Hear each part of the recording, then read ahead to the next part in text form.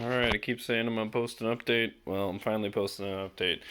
For those people that wanted to see what happened to the 3.4. There we go. Okay. Oh, alright. So here's the 3.4 3500. This is where it currently is residing. It says to make sure the hood catch doesn't engage. So I have it pulled forward to make sure that this doesn't engage because I'm currently rewiring the inside, so it's a mess. So I don't want to. So the hood release is out. Anyway, so people wanted to see an update, so going ahead and just gonna do a one take here. So here's an update. We got fuel rails running here.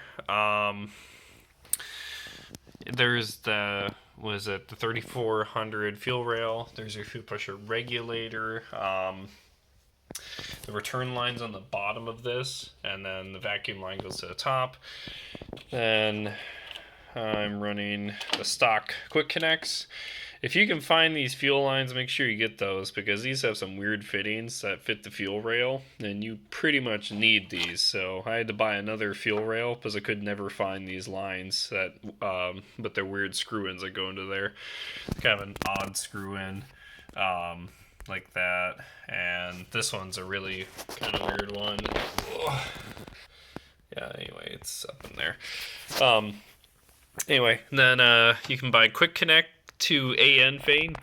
This is an AN6. The primary fuel line course is 3/8, and the return line is 5/16. Yeah, and I was just reviewing some of my footage on the old video, and I know that I forgot that the valve cover gasket here shares the center gallery. So yeah, I guess this breather isn't absolutely essential. It's probably for more ignitions reasons, but I'll try and keep it just because it's more of a hassle. Right now it's just covered up for make sure stuff doesn't get in there. I will be running a Mega Squirt. This is the what do you call it? Is it temp gauge? I can't remember. Anyway, this is one of the. No, this is a cam sensor.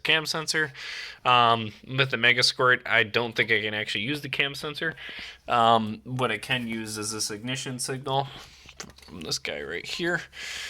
That little guy I will be using to use the GM DIS system.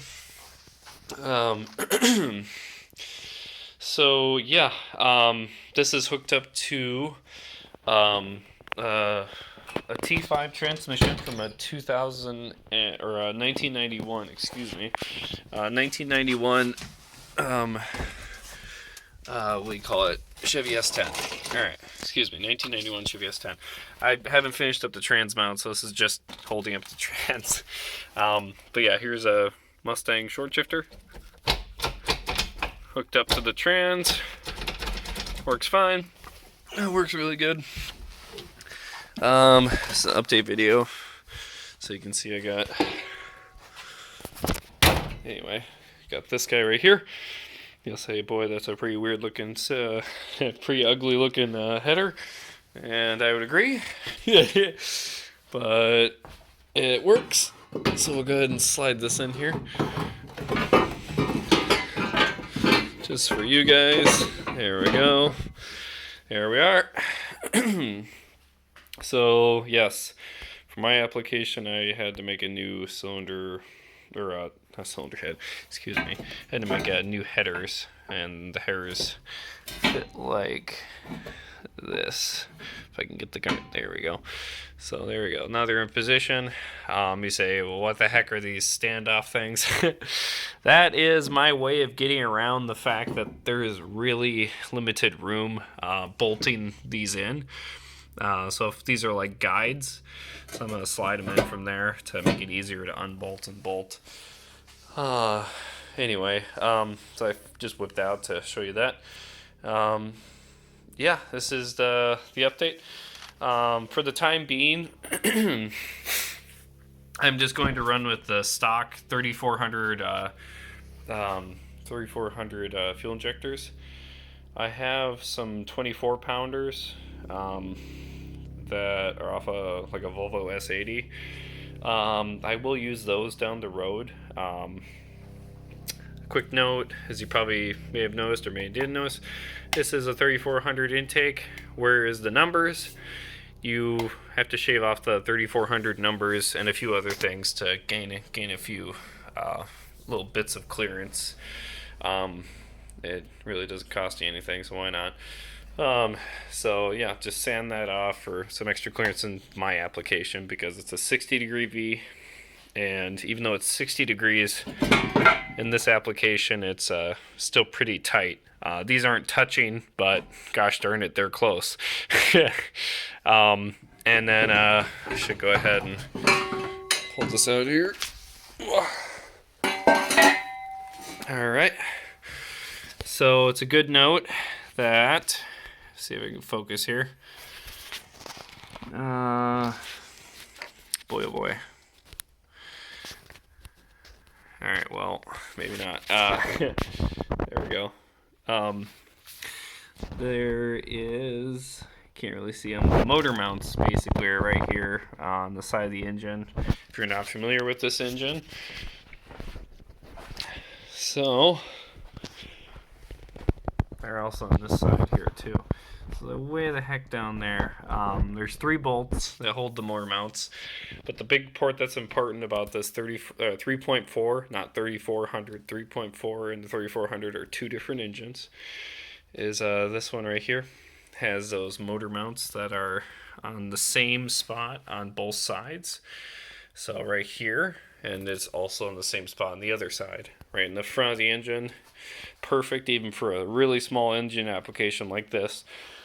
So it's important that I say that the reason, pretty much the only reason, you run a 3.4 iron block out of an F body, 4th gen F body or a 3rd gen F body, same block, but the 3.4 came in the 4th gen ones. That's 93 to 2000. Oh, they discontinued after 95, so 93 and 95. But anyway, yeah, this is your update here. Since this is requested, I did paint everything black there. Yeah, I'll get an update once I get some more time here. I'm just trying to get all graduated from college here, so once I have more time, I'll be able to post an update of it running. Because yeah, it'll be interesting to see how I end up running the serpentine belt system without power steering, because I don't need it. This car didn't come with power steering, and without air conditioning. So it'll be a pretty minimalistic. I think the only thing I need to run is water pump, alternator, and then of course the crank pulley, which will run both of those. But there is your update.